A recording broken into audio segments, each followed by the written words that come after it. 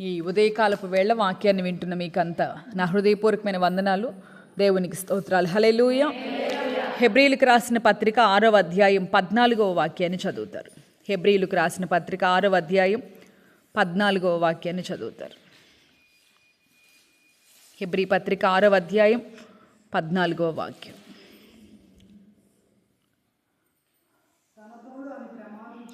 తన తోడు అని ప్రమాణం చేసి నిశ్చయముగా నేను నిన్ను ఆశీర్వదింతును, నిశ్చయముగా నిన్ను విస్తరింపచేతును. హల్లెలూయా.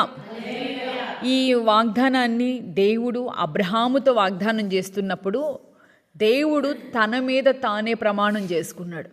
దేవుడు తన తోడని ప్రమాణం చేశాడు అబ్రహాముతో. అంటే నా మీద ఒట్టని మనం అనుకుంటాం, చూసాం. మన మీద ఒట్టి ఎంత ప్రభావం మనకు తెలియదు, కానీ దేవుడు తన మీదనే ప్రమాణం చేసుకుంటూ అంటున్నాడు కదా.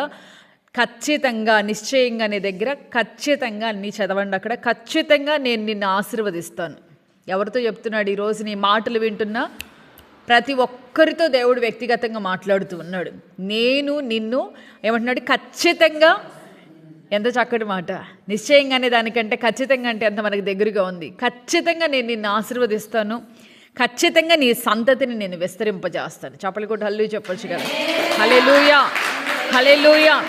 ఈ ఉదయకాలమే దేవుడు ఒక ప్రత్యేకమైన ఉదయకాల ప్రార్థన జరుగుతుంది మనకి. దేవుడు కూడా వాగ్దానం చేస్తున్నాడు. ఈ ఉదయకాలమే నీ గుండెల మీద ఈ మాటలు రాసుకొని, ఈ మాటలను నువ్వు విశ్వసించి నీవైనా నేనైనా వాగ్దానాన్ని నమ్ముదాం.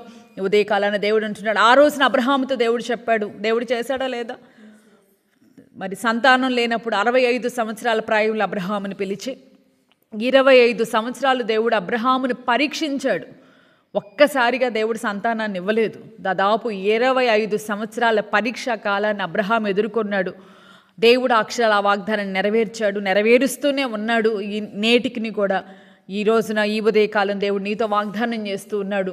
ఖచ్చితంగా నేను నిన్ను ఆశీర్వదిస్తా. ఎంతమంది నమ్ముతున్నారు ఈ మాటని? హల్లెలూయా.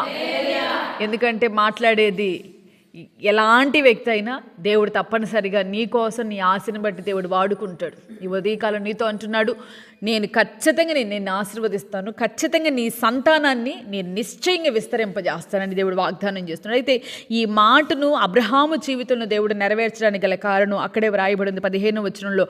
ఆ మాటను నమ్మి అతడు ఓర్పుతో సహించి ఆ వాగ్దాన ఫలాన్ని పొందుకున్నాడు. ఏం చేశాడంట? ముందుగా అతను ఆ మాటను నమ్మాడు. మరి మీకు ఈ వాక్యం ఎంతమంది నమ్ముతున్నారో నాకు తెలియదు. నేనైతే నమ్ముతున్నాను తప్పనిసరిగా దేవుడు చేస్తాడని. ముందుగా అబ్రహాము జీవితంలో తొలిమెట్టు నమ్మకం. దేవుని మాటను నమ్మాడు. ఎలాంటి పరిస్థితుల్లో 65 సంవత్సరాల ముసలి ప్రాయంలో ఉన్న వ్యక్తి, ఎక్కడికి వెళ్ళాలో తెలియక, సంతానం లేక, దేవుడు ఏదైనా మేలు చేస్తే మనం ఇంకా ఉత్సాహంగా భక్తి చేస్తాం. భక్తిలో కనుక మేలు కలగలేదా? సంవత్సరాలుగా అలాగే ఉన్నాం, పడి ఉన్న స్థితిలో ఒకేలాగా ఉందనుకోండి, జీవితం రుచిపచ్చి లేదనుకోండి, ఎవరికైనా కూడా అంత ఆసక్తిగా ఉండదు. కానీ భక్తిలో 25 సంవత్సరాల కాలం ప్రతిరోజు దేవుడు అంటాడు, ప్రతి క్షణం కూడా వాళ్ళిద్దరు మంచి స్నేహితులే. ప్రతిరోజు కూడా చెప్తాడు, నీకు సంతానం ఇస్తా, ఇసుకురేణువులు అంత చేస్తా, ఆకాశ నక్షత్రాలు అంటాడు. 25 సంవత్సరాలు అంటే మామూలు విషయం అండి. అలాంటిది దేవుని మాటను ఎలాంటి సమయంలో కూడా అవిశ్వాస పడక దేవుని మాటను నమ్మాడు. ఇవి ఎందుకు ఎక్కడో దాకేందుకు? నిన్ను ఖచ్చితంగా నేను నిన్ను ఆశీర్వదిస్తాను, ఖచ్చితంగా నేను నిన్ను నీ సంతానాన్ని విస్తరింపజేస్తానంటే ఇక్కడ ఎంతమంది ఈ మాటను హల్లెలూయా. గట్టిగా హల్లెలూయా చెప్పండి. ఎంతమంది ఈ మాటను నమ్ముతున్నారు? తలెత్తి చూడండి, వాక్యమేనండి. తలెత్తి వాక్యమేనండి, తలెత్తండి. ఈ మాటను అంటున్నప్పుడు ఎంతవరకు నువ్వు నమ్మగలుగుతున్నావు నాకు తెలీదు. కానీ అబ్రహాము అననుకూలతలో కూడా నీ సంతానాన్ని నేను విస్తరింపజేస్తానంటే అసలు సంతానమే లేదు కదా, ఇంకా సంతానం కలగడం కూడా కలగలేదు, విస్తరింపజేస్తానంటున్నాడు. ముందుగా అతను నమ్మాడు. అంతేకాదు అతడు ఓర్పుతో సహించి, చాలా చక్కటి మాట, ఓర్పుతో, సహనంలో కూడా చక్కటి ఓర్పు కలిగి, నిజంగా ఎన్ని ఆటంకాలు ఎదురైనాయో, ఎన్నో పరిస్థితులు కూడా అబ్రహాము వెళ్ళాడు. ఊరుగాని ఊరు, దేశం కాని దేశంలో ప్రయాణాలు చేస్తూ 25 సంవత్సరాలు దేవుని వాగ్దానం కొరకు ఎదురు చూస్తూ ఓర్పు కలిగి, ముసలోళ్ళు ఇద్దరు కూడా ఎంతో ఓర్పు కలిగి, చూడండి అంతా అయిపోయింది, ఆ సమయంలో శక్తి లేని కాలం, కానీ ప్రయాణం చేస్తూ యాత్ర చేస్తూ వాళ్ళు ఎంతో ప్రయాసపడి ఉంటారు. మనం ఎక్కడికైనా కొంతమంది ఉంటారు వాళ్ళు కాస్త గనక వాళ్ళు ఇంట్లోనే అలవాటైపోతారు. కొంచెం ఒక దూర ప్రయాణం చేయాలంటే పనికిరారు వాళ్ళు ఇంకా, అవునా కదా. కొంచెం కనుక ఈ మన వెప్పర్లు ఎక్కడికంటే పర్వాలేదు, కానీ కొంచెం దూర ప్రయాణం అనుకోండి కొంతమందికి ఎలా ఉంటుంది, ఇక వాళ్ళు పనికిరారు ఇక వాళ్ళు. కానీ అబ్రహాము అలాంటి వయసులో కూడా 25 సంవత్సరాలు ఎక్కడికి వెళుతున్నాడో తెలియదు, విస్తారమైన యాత్రలు చేస్తూ దేవుడు ఎడు చూపిస్తే అటు వెళుతూ మొత్తానికి దేవుని కొరకు ఆయన ఓర్పుతో వాగ్దానాన్ని ఒక ప్రక్కన మోస్తూ ఆ భారాన్ని ఎప్పుడు నెరవేరుస్తావని దేవుని సన్నిధిలో యథార్థ హృదయంతో నడిచిన వ్యక్తి అబ్రహాము. హల్లెలూయా, హల్లెలూయా. కనుకొని అతను ఏమయ్యాడంటే వాగ్దాన ఫలాన్ని పొందుకున్నాడు. ఈ రోజున ఈ ఉదయకాలం దేవుడు మనకు వాగ్దానం ఇచ్చాడు, ఖచ్చితంగా నేను నిన్ను ఆశీర్వదిస్తా. నీ దేవుడు ఉదయకాలం నువ్వు చేసిన పరిచర్యని బట్టి సంతోషించాడో, లేదా నీవు ఆయన కొరకు యథార్థంగా దేవుని కొరకు నిలిచిన అనుభవాన్ని బట్టి దేవుడు నిన్ను ఆనందించి ఏది ఏమైనా ఉదయకాలమే నీతో అంటున్నాడు, నువ్వు కలవరపడొద్దు, ఖచ్చితంగా నేను చేస్తాను. ఇదే మనకి నచ్చినోడు ఎవడైనా కనుక నేను ఖచ్చితంగా వస్తానంటే ఎంత నమ్ముతున్నావు, వాళ్ళ మాట కోసం అంత నిలబడుతున్నప్పుడు దేవుడు ఆయన మాట తప్పనివాడు. ఈ ఉదయకాలం నీతో అంటున్నాడు, ఖచ్చితంగా ఆశీర్వదిస్తాను, ఖచ్చితంగా నీ సంతానాన్ని నేను విస్తరింపజేస్తాను. విశ్వసించిన వాళ్ళంతా మోకరించి ప్రార్థన చేసుకుందామా. అయ్యా, అబ్రహాములో ఉన్న గొప్ప నమ్మకాన్ని నాకు కలుగు చేయండి అయ్యా. నాకు కూడా ఆ వాగ్దానాన్ని స్వతంత్రించుకోవాలని ఆశ ఉంది, కానీ నా జీవితంలో ఒక గొప్ప నమ్మిక నాలో కలుగు చేయండి.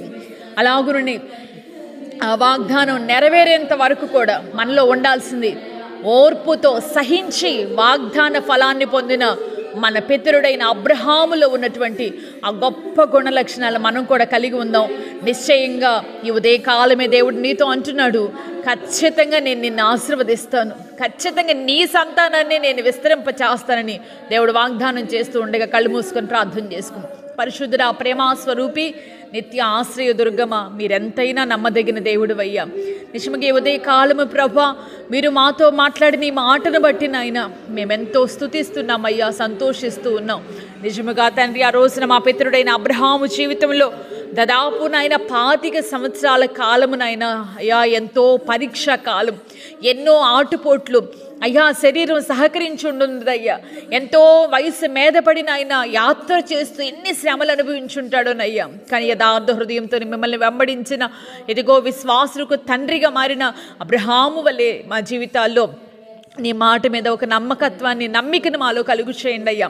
అలాగే మాలో కూడా అయ్యా, ఇదిగో నీవు మాకెందుకు చేయవని, నువ్వు చేయలేవులే అని మీ మీద నాయన మేము నేరాలు మోపుతూ ఉండడం కాదు, కానీ నాయన నా దేవుడు వాగ్దానం ఇచ్చాడు, ఆ వాగ్దానం నా పట్ల నెరవేరుస్తాడని ఓర్పుతో సహించి మేము కూడా వాగ్దాన ఫలాన్ని పొందుకునే విధంగా మాకు సహాయం చేయండి అయ్యా. ఈ సేంగి ఉదయకాలపు వేళ ప్రార్థనలు ఏకీభవించిన ప్రతి బిడ్డను కూడా మీరు దీవించండి నాయన. ఉదయకాలమున పెళ్లి రోజులు, పుట్టినరోజులు జరుపుకున్న ప్రతి బిడ్డను కూడా నాయన పేరు వరుసను మీరు దీవించి ఈ సంవత్సరం అంతా అత్యధికమైన విజయాన్ని, క్షేమాన్ని బిడ్డలకు దయచేయమని ప్రార్థిస్తూ యేసు నామములో అడిగి వేడుకొనుచున్నాను తండ్రి, ఆమేన్. దేవుడు నిశ్చయముగా ఈ దినమంతా కూడా మీకు తోడై ఉండి, ఇది మొదలుకొని నా దేవుడు వాగ్దానానుసారంగా మిమ్మల్ని ఇది మొదలుకొని నా దేవుడు ఆశీర్వదించునుగాక, విస్తరింప చేయునుగాక, ఆమేన్.